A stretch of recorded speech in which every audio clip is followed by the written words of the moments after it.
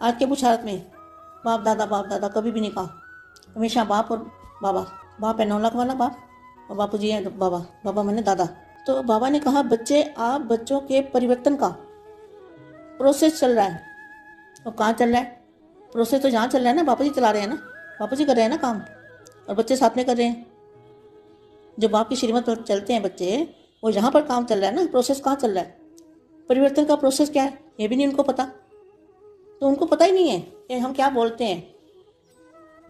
तो आप बच्चों के परिवर्तन का प्रोसेस चल रहा है, अर्थात दिव्य लाइट। अब दिव्य लाइट भी क्या होती है उन्हें पता। दिव्य प्रकाश,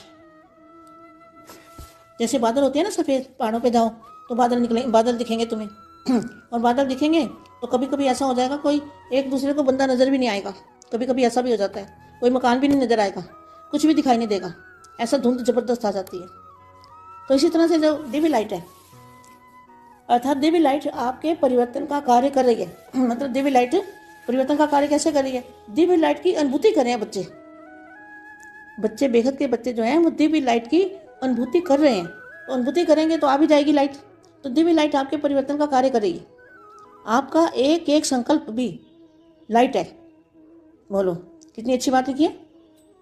जो आपका संकल्प है, उस संकल्प जो बेहद की कला के परम धाम से संकल्प छोड़ते हो, आत्मस्वरूप में रह के दादाजी का रूप धारण, दादाजी के सामने जाके जो संकल्प छोड़ते हो, बेहद की परम शांति का संकल्प डालते हो ना, तो वो संकल्प के अंदर क्या है? लाइट है।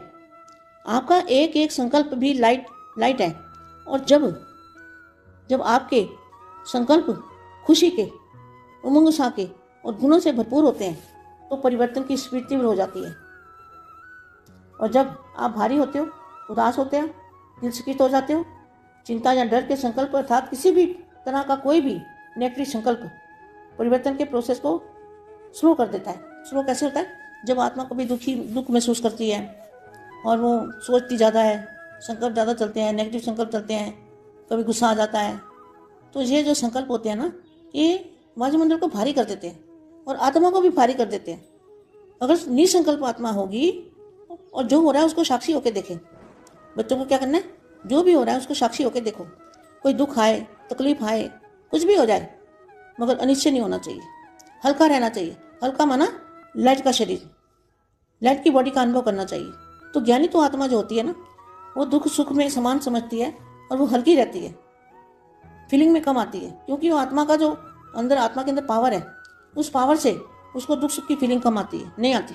वो साक्षी होकर देखता है और बेहद की शक्ति उसके अंदर होती है। तो शक्तिशाली आत्मा जो होती है ना, वो हल्की होती है।